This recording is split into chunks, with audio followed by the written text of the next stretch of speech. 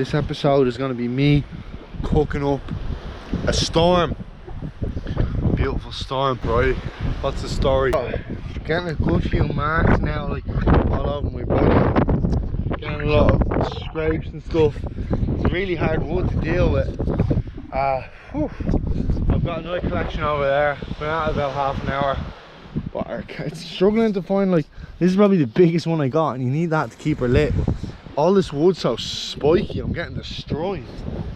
Even up there, everything just poking into me, but I'm gonna keep her lit. Keep picking, and hopefully we get some stronger wood. That stuff is impossible to pull out or even break. It's all in bits. I think I've hit the jackpot here. This is the wood we're looking for. Yeah, nobody's out here, man. It's so cool. So yeah, just gonna pick at all that, and hopefully we're good. I'm hoping this should do it. Got yeah, I've got a solid bit now. I'll see. I'll keep going for a little bit, but it should be good.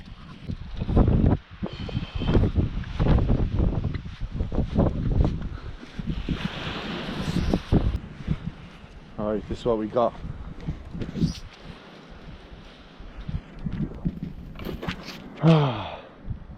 Enough to cook some pasta? Bloody hope so. Collected this wood here, which I'll show you. All that crack there. I hope that's enough to get a fire going. That's straw. Perfect. Just what you need. What I've got here is spuds, potatoes. I've put garlic inside them. And they've been wrapped in tin foil so they can go in the embers of the fire. You see them going. May crack 2 eggs over it just to make this luxurious. I've collected that wood.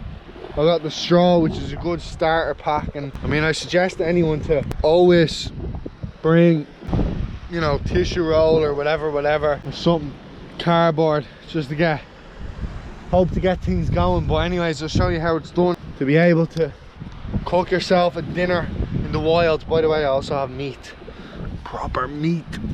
So it's gonna be a feast, a meat feast. Anyways, that's the scenes, boys and girls. I obviously got this big rock here for protection from the wind, because it is a bit windy. So now all I gotta do is organize the sticks.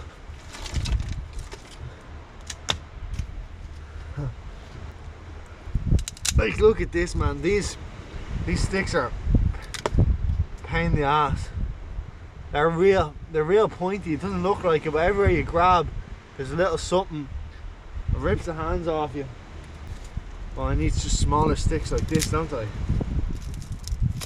Just to get it going. I'll pack the cereal box with tissue and all this crap, and then, you know, the cereal box, of course, will light easily once a lighter's been put to it. Typically you can't light fires, you know, because I think these places are like extremely flammable and stuff, which I believe that, you know, if you go out to the bushes and try light a fire in the forest, you could burn the whole place down.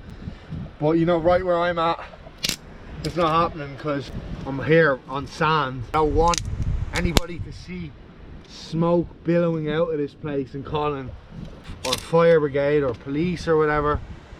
That's not my buzz, especially when I'm trying to put a tent here later so I can sleep here. The straw's lit.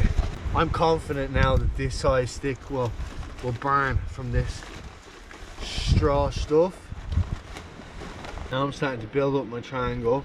I've stuffed more straw down in the bottom. I can still put my lighter in here. So when this cardboard catches, I'll catch that too. That'll add extra heat, burn that crap down there as well.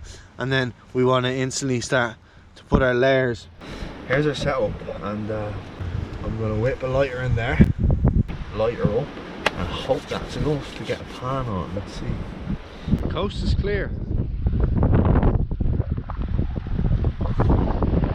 Lonely Island. Last episode was Stony Island, now we're on Lonely Island, and I'm happy. Lonely Island, is that what we should call it? Lonely Island? There's not a soul out here, but it's very beautiful, so it's a nice island to be lonely on. And let me show you the setup now that we have all ready to go. No undercover po-po. walking around Lonely Island trying to catch some men trying to eat some food. A little bit of tissue roll, huh?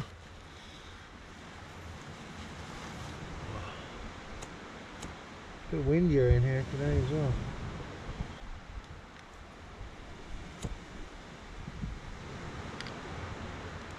So we got that box on fire.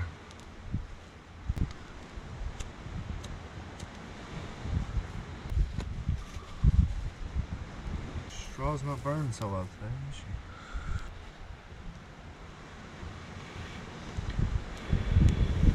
There we go. There's that bold smoke we were talking about. Pretty dodgy, but we'll be alright. It's Lonely Island out here after all. So you can have a nice bit of heat there in the centre. But I want this fire to burn on all sides. We need to get more straw. Should kind of. Oh.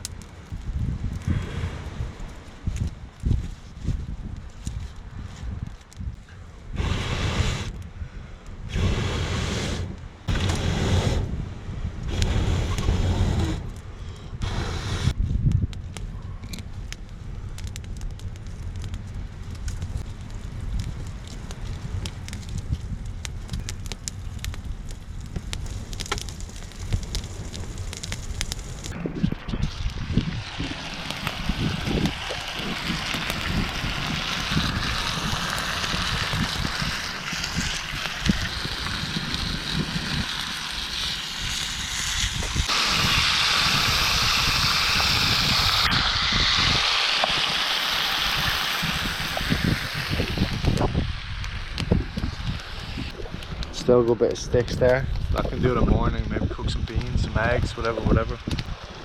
See what happens. That's the spuds in that fire. And yeah, they're on the outer part now. When the fire's real hot, I'm not going to throw them directly in it, but when that fire dies down, I'm going to put the spuds into the embers and let them cook like that underneath.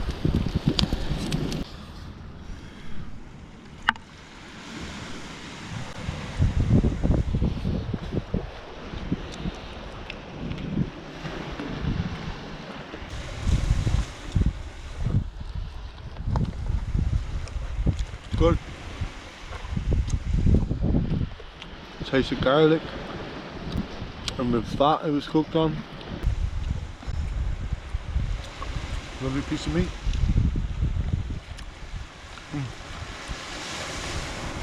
Lovely piece of meat. Cooked medium rare, just the way you like it. I don't know what this one is, but it's alright.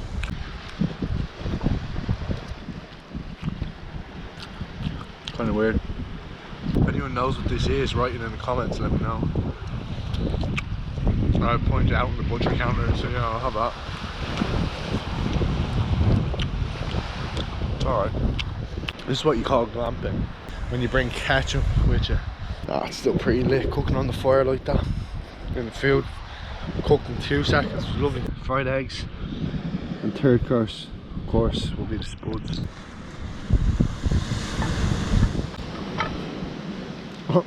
Delicious because it was cooked in the same pan as the steak now.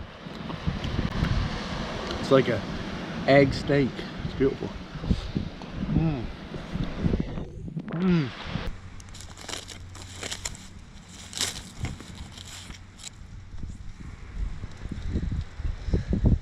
Went in for a wash and let these finish off cooking, so they're still pretty hot. Tasty. So, plenty of spuds there, look. In the tin foil there. And our food has worked out spectacularly. So, that's a job, and now I'm satisfied. Now I know. I used to carry a little cooker around with me when I went camping and stuff.